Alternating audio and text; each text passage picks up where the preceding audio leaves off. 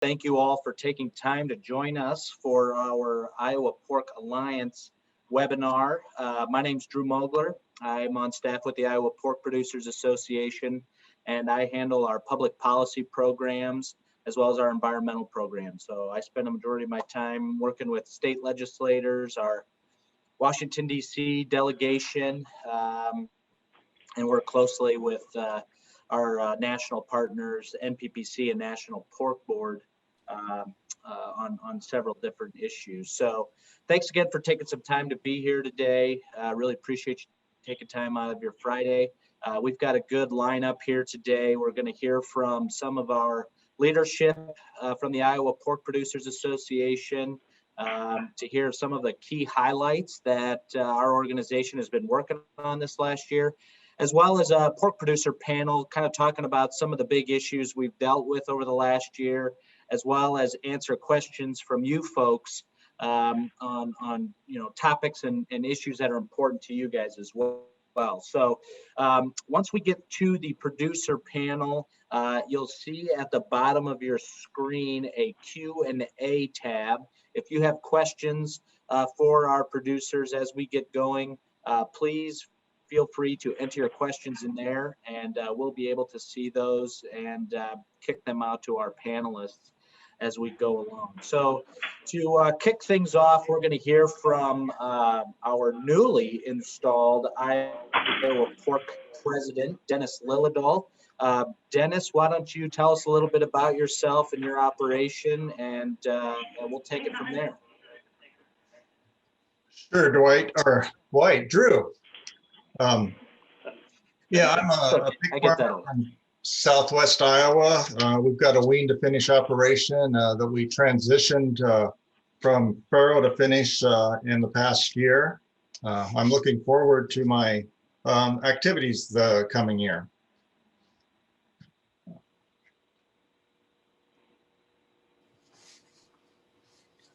Okay, got the screen up there. Okay, I'm going to start off. I'm going to talk about a little bit about the IPPA COVID-19 activities, which I think from about mid-March for 3 months were pretty much all-encompassing, took all the staff time and a lot of producer time. And some of the successes I think that came out of that over a short or long weekend, however you want to call that, this resource coordination center came to be, which was a public-private partnership between Iowa Department of Land Stewardship and Iowa State University and IPPA staff. It was put together to have a central location to answer questions producers had and find a way to put producers in contact with the exact resource they needed. And the next bullet point there, media responses. IPPA handled over 150 requests for media responses, over 20 pig farmer interviews. And one of the successes I think we had is we started to talk about euthanasia before we had packing plant shutdowns, because we could all see if we had packing plant shutdowns, what the impacts would be. And I think we got ahead of the curve to try to stay ahead of that could have been a very, very bad image for the industry, but I think we got that message out there ahead of time. Yeah, I certainly learned a few things about the media. I learned, luckily, that when CNN calls, I don't know where they got my name or my phone number, but they called, and luckily I could deflect them to the office to handle those calls. The other thing I learned is how fast a farmstead can be really spruced up when the TV station calls and says they're coming tomorrow at noon. Things can get cleaned up in a hurry.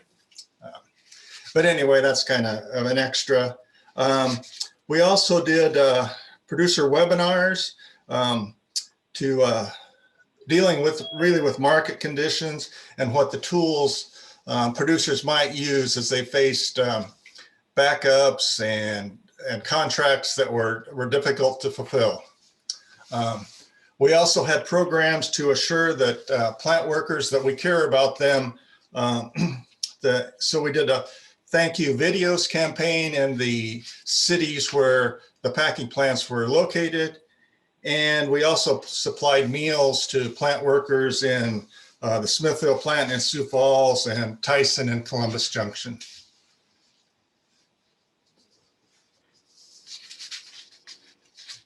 Okay. Pat McGonigal, Dennis and I are kind of tag teaming this with you today.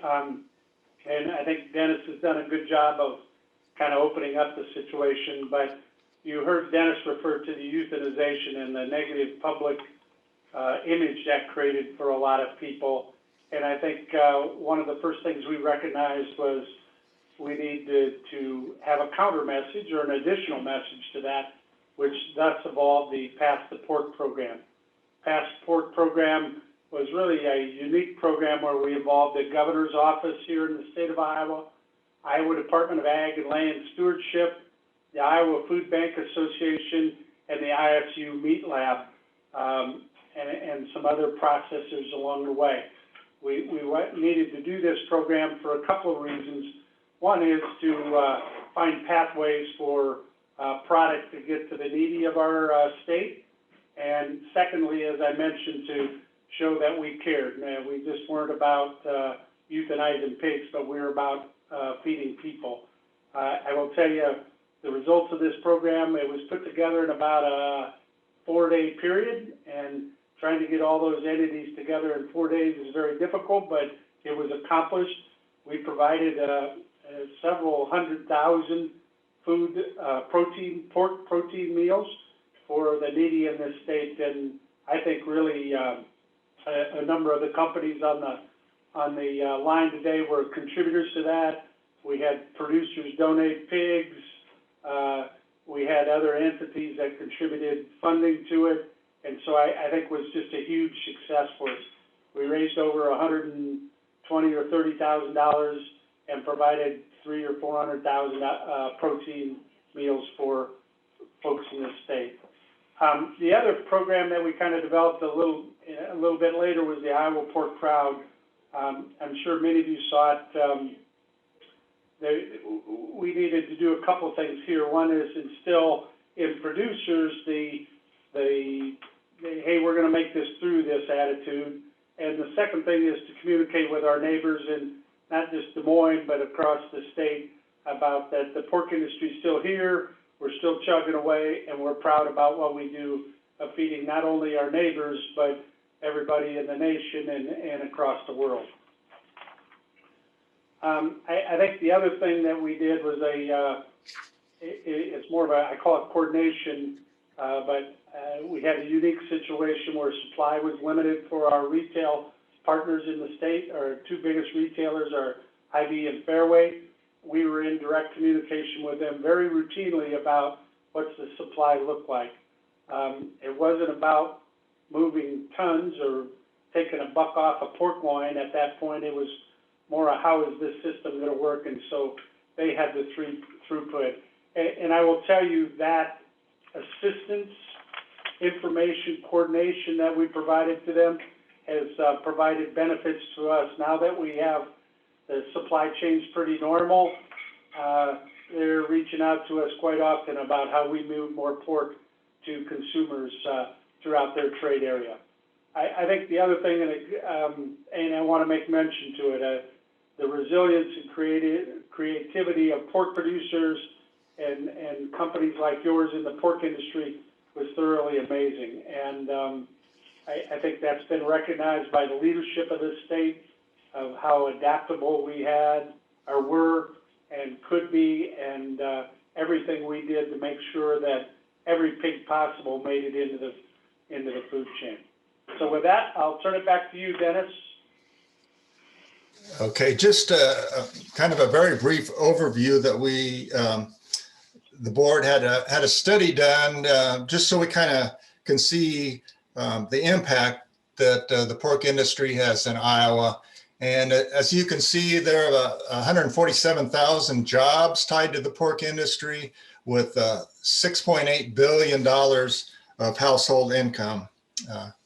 I did the math a couple times because I'm not used to working with numbers that have that many zeros, but if I did it correctly, every hog generates $274 of household income in Iowa. So that is a very positive message that we have. So what we're getting at is, I think, is IPA has a vision of successful farmers and enriched lives. And we really want to thank all of our Alliance members for joining the Alliance. Drew had sent me the membership roll, and it was great to see so many facets of the industry represented. And we really look forward to your perspectives as we move forward. Pat, you have some more comments? No, I'd just like to reiterate, thank you for your investment in the organization. I think Stan's going to talk a little bit about the IPPA, but I really, particularly the investment you made in these difficult times was very critical for us. So I'll turn it back to Drew. All right, thank you, Pat and Dennis. Appreciate that overview. We're gonna switch over and hear a little bit from Stan Kavner. Stan serves on the board of directors for the Iowa Pork Producers Association. He's with Farm Credit Services of America. Stan's gonna kind of moderate our producer panel a little bit and ask them some questions. So Stan, I'll turn it over to you and feel free to introduce yourself any further and take it away. Thank you, Drew. Appreciate that. Again, as mentioned, I'm Stan Kavner. I'm a financial officer with Farm Credit Services of America, an Alliance member. I'm also a past Allied Industry board member with IPPA. Prior to introducing the panel, I wanted to just give a plug for the Alliance and our drive to get more members and the importance of your membership. As you might know, IPPA is really divided into two parts: our checkoff funding and our unrestricted funding. And the unrestricted funding is the part where you come in. You know, let's face it, our industry faces a lot of risks and opportunities. But as it relates to risk, I'll just give one example, an example that really hits home to the whole industry, and that would be if we would experience some type of a moratorium in this state. You know, that's just something that you need to consider what the effects would be to your own business if our business was to be affected by some kind of a moratorium. IPPA is an advocate for our industry, but we can't use checkoff money to fund any kind of a response to a moratorium issues. You know, we need to defend that with unrestricted funding. So with that, I just want to mention how important it is from a standpoint of not only you funding the Alliance membership drive, but the fact that you're a member, that becomes politically important. Drew is our key point on the Hill, and having these members and having the ability to send out messages to you in times of need, and maybe you calling your representative, that's a critical piece. So I guess what I wanted to do is go next to introducing the panel. We have a list of questions for the panel, but better yet, we'd sure love to have questions from you, the industry. And if you notice at the bottom of your screen, there should be a Q&A tab. It's got kind of like two quotation marks above it. Please send in your questions. We'd prefer having questions from our attendees versus the questions that I have. With that, I'd like to go ahead and introduce our panel today. Mike Postian. Oh, Mike, you're with us. Welcome, and I think that you are muted, Mike, just so that you know. Maybe you all are muted. You probably want to get off mute. But Mike resides from East Central Iowa and is a principal in his operation. is our past president of IPPA. The next member is Dale Reeks, with being the principal of Reeksview Farms from Northeast Iowa. Dale is also very active in the National Pork Producers Board. And we have Bill Tenniger from Northwest Iowa, who's principal in his operation, who has also been very active on the national level too. So welcome to each of you. If you would, starting off with Mike, could you just maybe mention a little bit about your operation, and then we'll get into the questions and answers? Mike? Yeah, sure. Thanks, Stan. And I guess I'll add my thanks real quickly to all of our Alliance members. I think when I think of the future of the industry, what I see is producers and allied industry working together and figuring out how we can all bring value to the entire supply chain.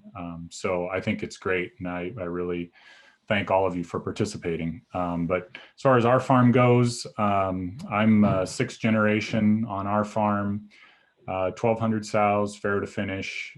We also grow corn and soybeans. All of our corn we run through our feed mill, feed to our hogs. So it's kind of a brief summary. I will say, they say you're not supposed to load pigs with your spouse, but my wife and I loaded 2 trailer loads today, and we still like each other. So I think that's an old wives' tale.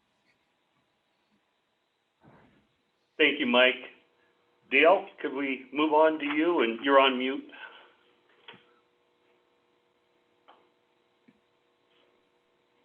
Yes. Yeah, so yeah, I want to thank everybody for contributing to this whole MPPC and investor piece. I've been on the board now for 6 years and learned way more than I contributed. We've got some great people there, and they're doing some great things. You know, our Washington office does a lot, and the Iowa office keeps us all in line. So, but it's been difficult as a board member for the last almost year now to be very effective. But we've been meeting a lot in Des Moines, so that's been positive. And I believe that your dollars are very well spent contributing to military checkoff. So I guess, yeah, we're a family operation. I've got a daughter and a son, and we've got a lot of employees and raise a lot of pigs, fair to finish. We grow about a quarter of our own corn, and so yeah, lots of challenges in the last year, and very thankful to Iowa Pork and Iowa State for coming in with some rations to slow things down.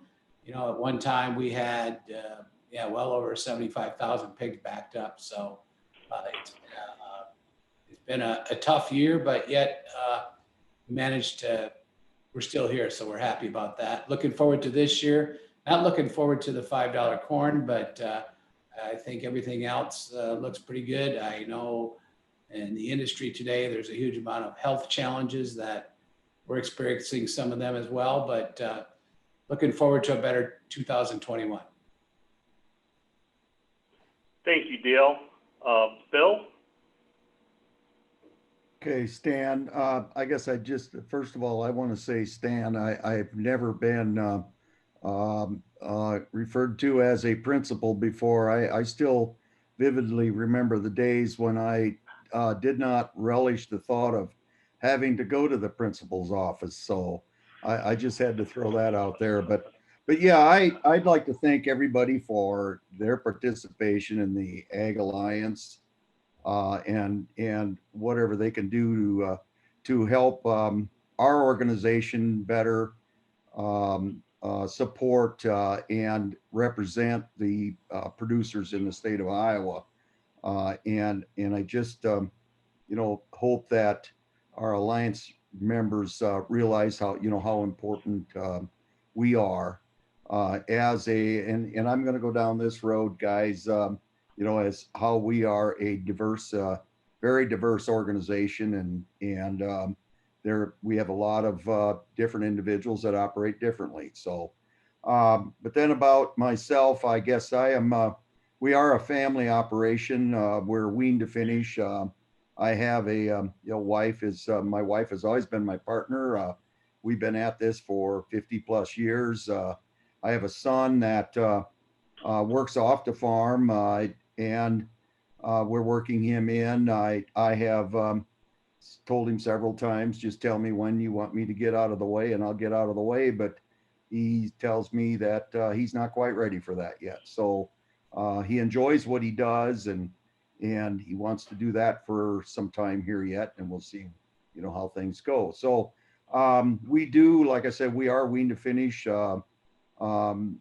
We source 3 different flows of pigs from different areas and finish them out and market them all. So it keeps us busy.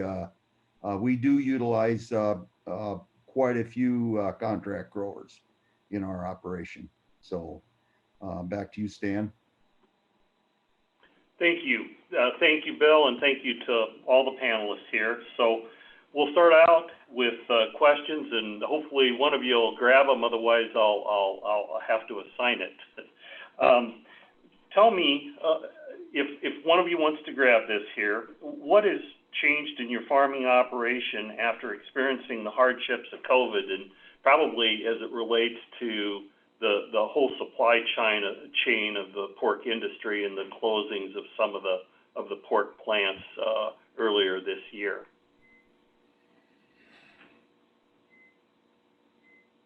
Well, I can chime in with a little bit. I guess one thing that's changed for us is we've kind of reevaluated how much flexibility we have in our operation.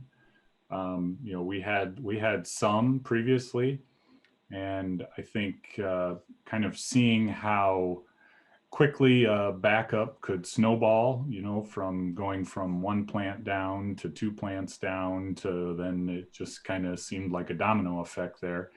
We obviously didn't have enough flexibility. We found a way to make it work, but we kind of had to scramble. So I think going forward, we're going to be a little more inclined to try to stay on a little bit of the excess side as far as having space, whether that's in our nurseries or in our finishers, but making sure we've got enough wiggle room there that if we have to stop moving pigs for a little while, that it's not going to be an immediate crisis. Obviously, can't afford to really have a lot of empty space sitting around, but just thinking a lot about how we utilize our space and what kind of additional flex we can kind of work into our system. So I think that'll definitely be one big change going forward. Thank you, Mike. Anybody else want to chime in on their challenges? Bill, Dale? Well, I'm going to throw out there that, along with what Mike said, I guess in our operation, we are a very, we rely very heavily on schedules, very timely. Everything's pretty tight. And working with a lot of, mostly with contract growers, we don't, we try to avoid empty spaces. The one thing that I, picked up on early, and a lot of this, just being involved with Iowa Pork and with National Pork Board and watching how the activities in there in mid-March, and it opened my eyes to, I guess, some management skills that I needed to grab a hold of really quick. And one of them is communicate. We need to be in communication with our growers, with our suppliers, and even with our pig flow supply. But the big one that I found was important is being in constant communication with our packer. We had always had run a monthly, I guess I call it a heads up sheet, basically our inventory of where it was at. and always forwarded that to our packer scheduler. And you know, and pretty much gave him a 30-day look at what was coming always, and when their expected market dates were. And I took that and converted that to a weekly update. And there, at I'd say there was probably a 15-day time frame that I almost updated that every day because of that, you know, getting set back and how it can just turn into a real train wreck. And I think that helped us a lot. And I still, you know, still do that today yet. I've had more contact with suppliers and much more contact than I ever did before with our packer. I think those are probably the biggest changes that I seen. But it was a huge education, or I guess a learning experience as to, you know, really how we need to, if we're going to move forward. Thank you, Bill. Dale, any further comments? Sure. I guess I'd have to concur with both Mike and Bill on, you know, the space piece.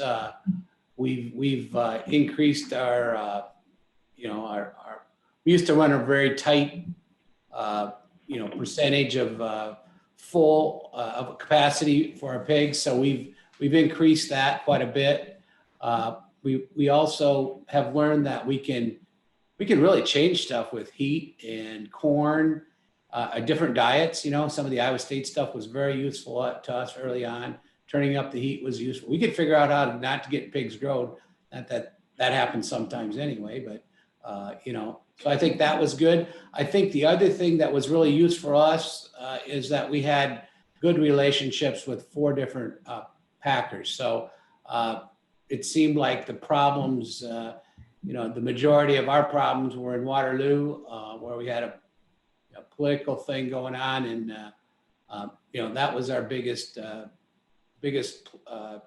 place where we sent our pigs. So and then working with the other ones helped us move around. So we also learned a lot about stocking density, you know, what it does to increase that, how it doesn't really do you that much good. It slows things down, but you know, we were very fortunate. We didn't sacrifice anything. We did do quite a few, probably did 250 pig giveaway, and that really, we had a great, we have a charity that we had people donate to, and that was like, wow, the support there. And I mean, we'd give away 100 pigs and there'd be 300-400 people that wanted them. So I think that helped make our communities understand what we were going through. So I felt very fortunate to get the support from the community. So, and I think the other thing is the people factor. This pandemic really has taken our people and made them proud, and I'm so proud of them, and they've really given everything they could to make this work. So that's where I think those are the things we learned from it. So we just hope it don't happen again. So thank you. Thank you, Dale. Thanks to all the panel here on that question. Yep. Dan, I don't want to interrupt you, but one thing that I did forget that I did learn too was, you know, the importance of our allied partners in this, and the one I want to mention is the truckers. You know, with our size of operation, we have all, you know, hired truckers. We do pretty much concentrate with one firm that takes care of ours, and you know, there's our goal is to put anywhere from 5 to 7 loads a week into a packing plant. And when you get things backed up, it really disrupts their schedules. And I felt that for everybody, all the experiences I heard, the truckers really stepped up to the line here and really helped our industry out. You know, some of them guys got, you know, maybe an hour notice that they needed to have a truck someplace, and it just seemed to do it. And one day when we were loading a nursery out here, it really came to light to me when I heard 2 of the drivers talking about how they had spent the night in a plant in Madison, Nebraska, got delayed, and how they barely got back in time to get to the truck wash, to get a clean truck to come and move my nursery pigs out. And it happened to be, those were my loads in Madison, Nebraska too. And I knew then and there that, you know, there are a lot of people doing things for us that, and working really hard behind the scenes. And we needed to make note of that. Great, thank you, Bill. Yeah, it's certainly a logistics business, getting all your supplies in and getting the hogs loaded out. Again, all the participants, if you would please share any questions and answers or questions that you might have of our panel, and we'll get them on. The next question is, what are your thoughts? I mean, we're really in a changing political environment, and there's a lot of things that are out there, such as Proposition 12 in California. What are your thoughts as far as the push from top domestic retailers like Walmart and Aldi to reduce greenhouse gases, and how does that translate to what you're doing or changing on your farm? Any of you want to grab that? Well, I'll take a first run at it, and then maybe Bill and Dale can fill in what I miss. I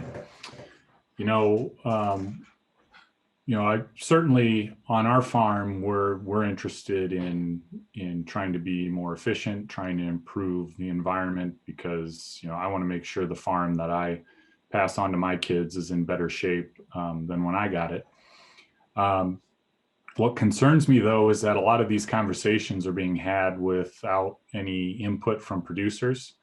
It's just a bunch of people who are kind of pulling stuff out of the air and saying, yeah, let's do that. And then, you know, they come to their suppliers and say, okay, this is what we want you to do. And then they turn around and tell the producers, okay, this is what you need to do. And, you know, it's kind of, by that point, the decision's been made, and we haven't had much input. So I guess I would like to see more conversations happening with producers to find out, you know, what's already going on the farms, and get some feedback on what kind of things are very easy to adapt, and which things maybe don't make as much sense.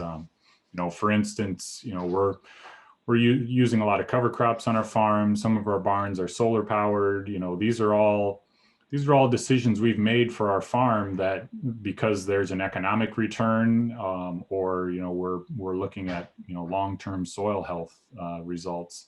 So there's already incentives to do a lot of these types of activities.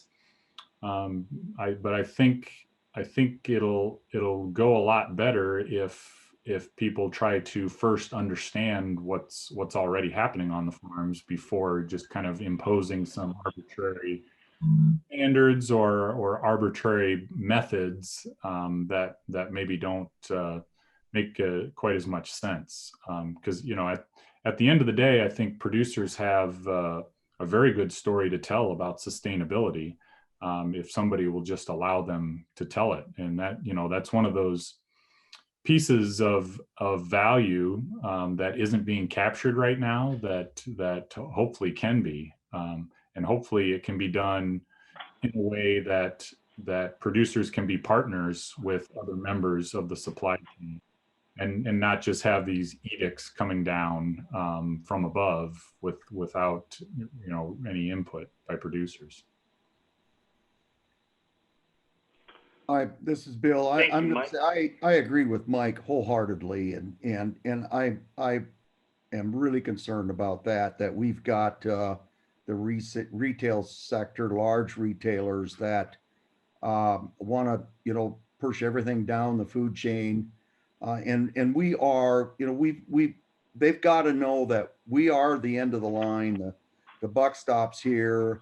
It goes nowhere but to us. And we can go home and kick the dog only so many times, and we're not going to have a dog to kick even anymore. So yeah, I worry about that. And as serving on National Pork Board, we have this discussion a lot the last year or so, and we are working on these issues. But my main concern is that we do get credit for things that we're already doing, and that we're not charged with um, having to make up for maybe mistakes that others are doing, or things that can't be changed. So I think that's very important, because after a while, producers start getting frustrated with the fact that everything passes to them.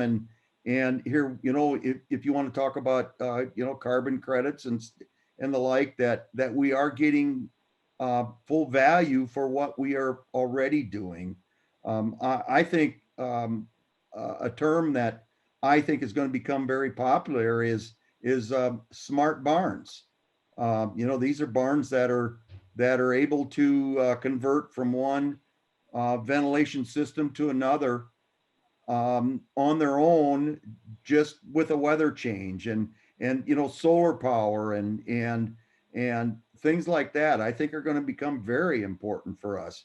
But also, that we've got the row crop production passes through our system, so we got to figure out how the credits for that are allotted correctly. So I think we got a lot of issues to deal with here, but we need to be careful that we are getting full credit for what we're doing.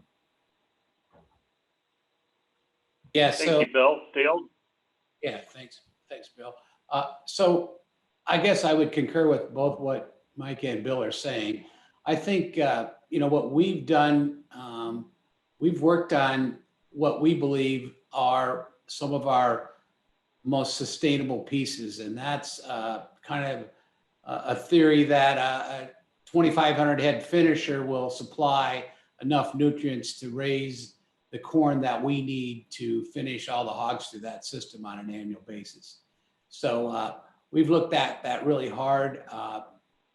That does include that we use a high percentage of DDGs. We also, don't include the soybean meal, but that's still a big deal. So we're trying to identify who we are and what we have. We've invested in solar heavily. My children have built a solar farm for the REC, about 2 acres. We're helping to, we own a lot of land and farm a lot of land. We're giving rights to wind power that's being put into our community today.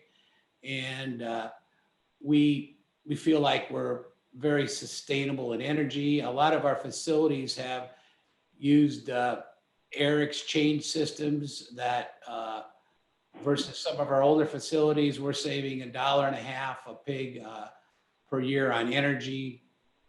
We're using, basically a heat exchanger to capture the heat in the winter and vice versa in the summer. So, those are some of the things we're doing.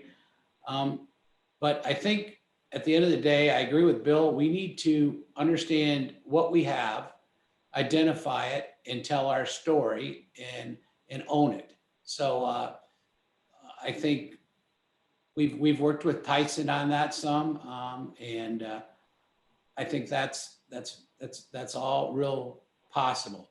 I think the other piece is we need to use technology as much as we can.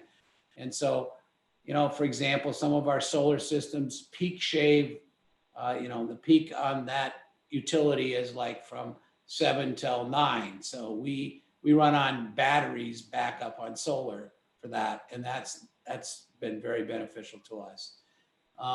And just watching all the energy that we use, make better, smarter controllers, things like that. So, and at the end of the day, we've got to have a good product. We've looked at, certain raising standards that people want, but we have to measure if there's a difference in efficiency. So, and make sure that when people are making choices about raising standards, they understand that that's not as profitable or sustainable So that's kind of where we're at, but that's what we're trying to do it. And the next generation is trying to help define that. So that's where we're at. Well, thank you, Dale, and thanks to the whole panel. We do have our first question from the people attending. We have a question from a senior recruiter for a major packer and producer. This person's question is, what are some opportunities from the panel's point of view for having the ability to network with potential employees, just opportunities that IPPA would provide as far as the potential of recruiting?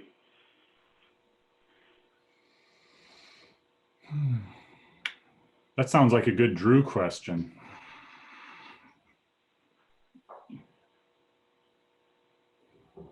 Yeah, I could take a swing at that from the standpoint of, I mean, I've been involved in us, recruiting interns and things like that. And obviously this year's been a lot harder for us to get in front of people. I mean, a lot of the folks we usually interact with are our students up at Iowa State University, some of those from our technical schools like Drake or DMAC or Kirkwood.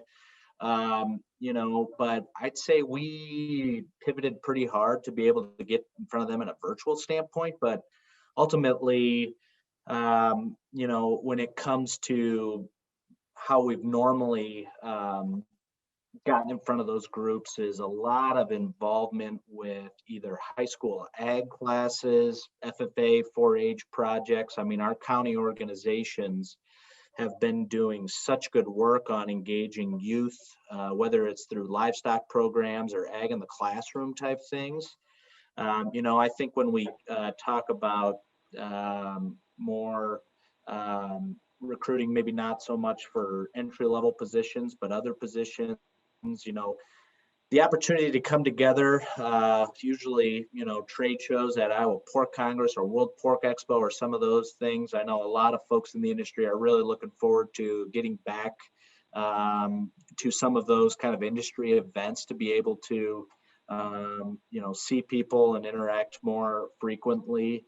But I still think that there's so much opportunity in this industry, and the more often we can get in front of young people specifically, whether in classrooms, either at the high school or post-secondary level, it's been huge for us to be able to have youth involvement in our organization and industry. I mean, the number of opportunities from scholarships and internships where you bring in students who don't have exposure to the swine industry. We've been able to put them on a course of being involved in the pig business quite a few times. And so I think that speaks a lot to the people that we have in the industry to be able to give young people good experiences in the industry. Well, I think, Drew, that's spot on. And I guess it depends on, in my mind, what segment of the company are you recruiting for?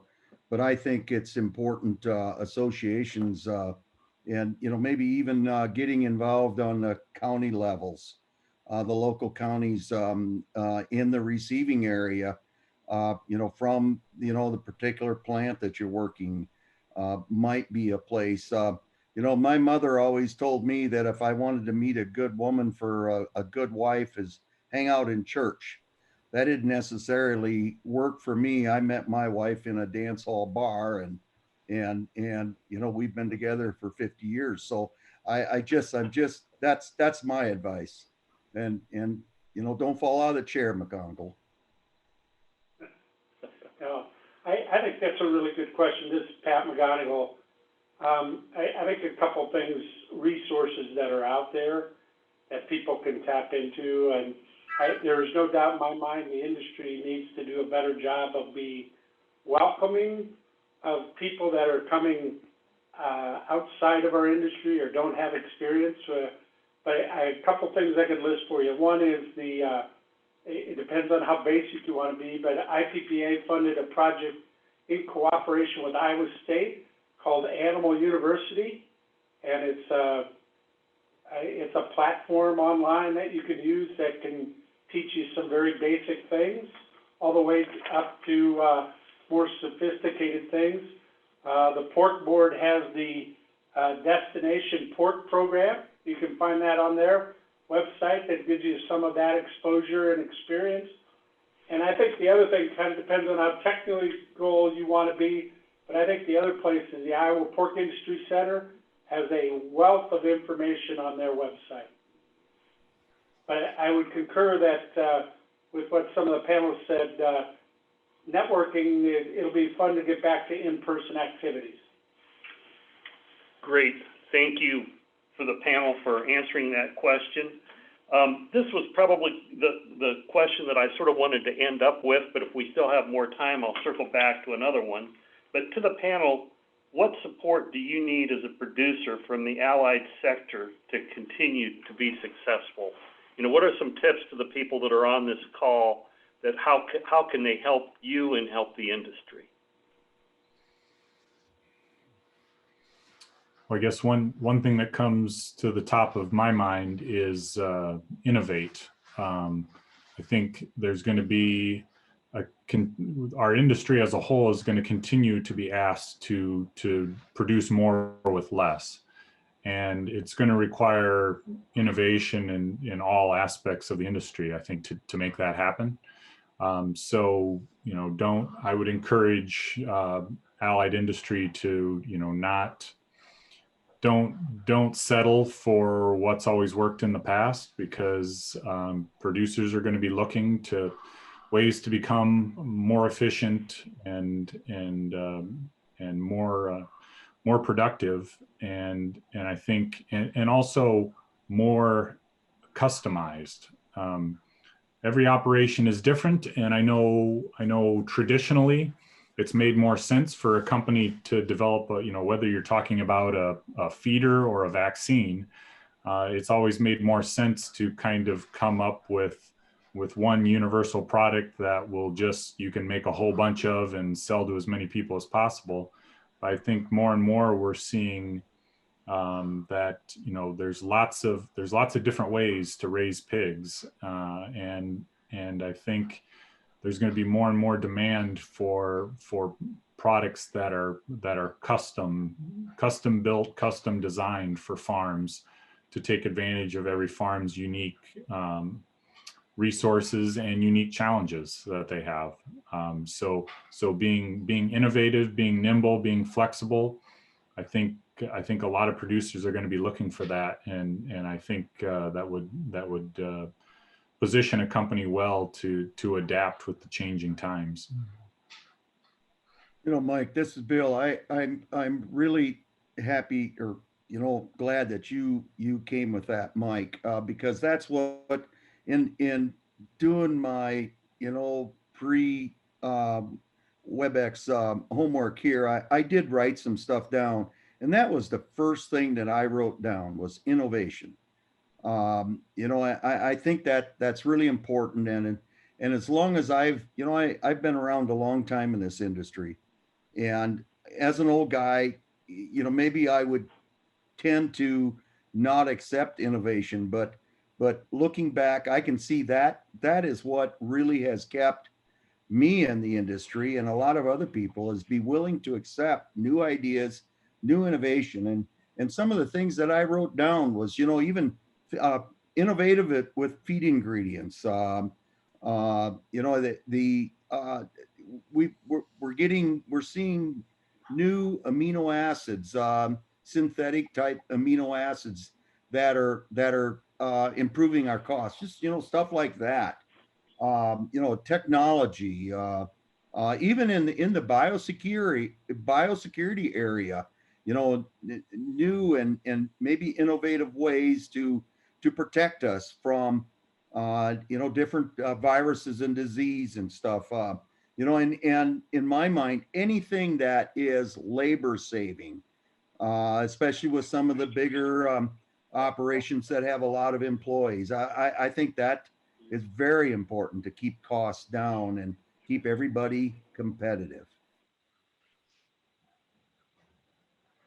Yeah, so I think one of our main focuses is be collaborative. So we like to work with, we have a great nutritionist who's collaborative. He reaches outside of the box and tries to look at different cost savings.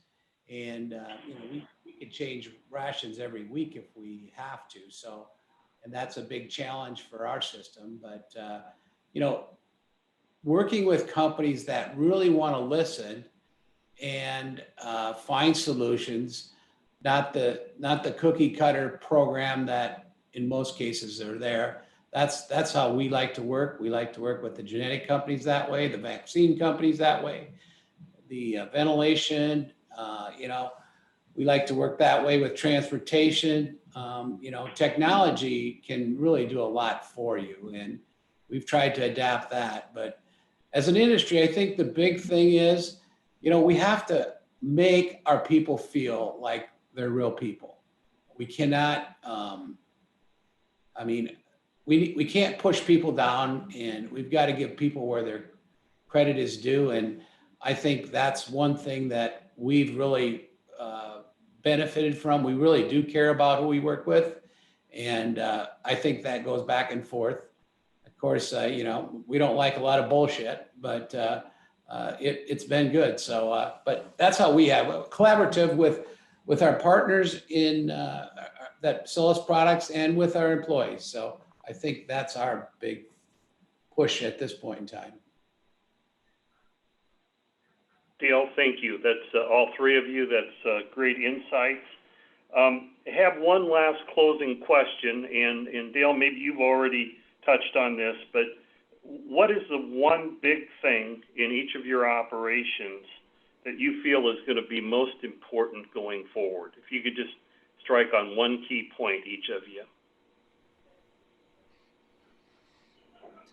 I guess if I had to sum it up concisely, I guess I would just say freedom to operate.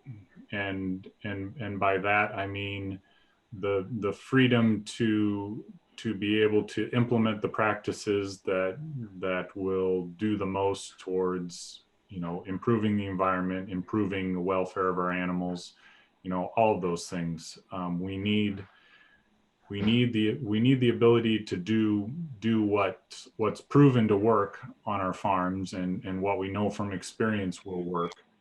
I'm concerned that in the future, we'll increasingly face regulation by people who don't really know much about what we do and why we do it. And I'm concerned that over time, if there are too many, directives handed down to us from others, that we're going to be kind of handcuffed with what we can and can't do on our farms.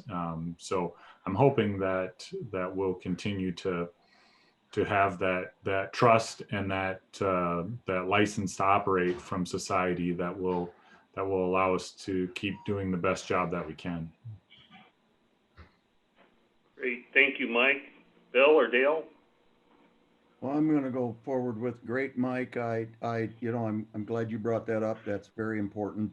So I'm going to talk about maybe more of we need to be assured that we have a level playing field for all those involved in production of hogs, producers, and that we figure out how we can share in all market situations where we can share the value in a carcass. I think that is key. That's very important to continue into the future, so that we know that we're all playing the same game, we're playing on the same court, and that the full value of that carcass is being split up proportionately to keep people in business. Yeah, I would agree with that, Bill. I think I might define it a little bit different way, and that I think as an industry, from top to bottom, we need to be socially responsible with equality of sharing income. I think, as well as with our employees and everyone else, I think we can't have people that are taking everything from this industry and pushing everything around. So I think that's where my goal is. I'd like to work with people collaboratively and make sure that, you know, we're very transparent in who we are. I mean, what we do.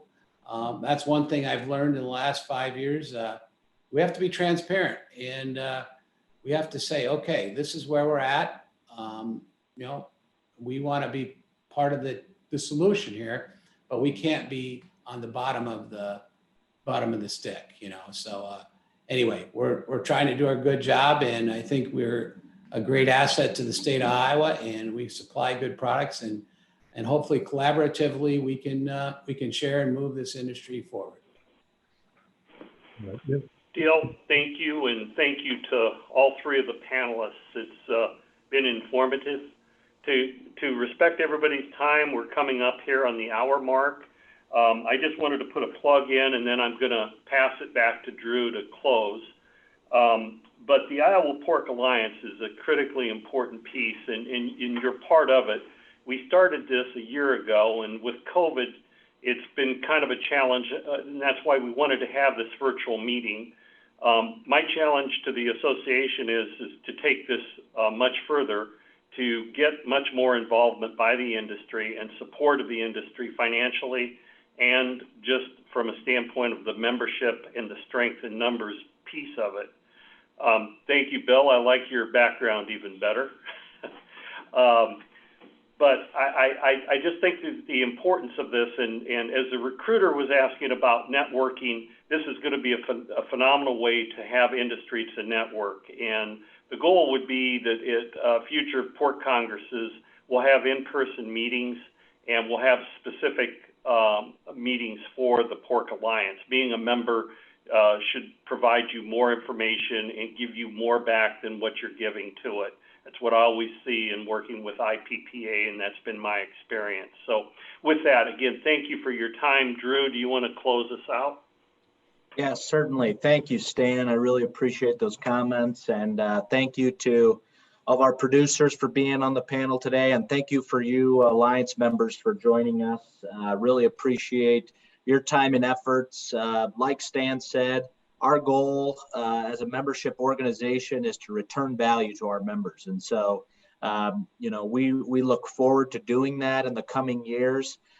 Please do not hesitate to reach out to us if there's anything, you know, you need from us, additional questions or things you'd like to see from us.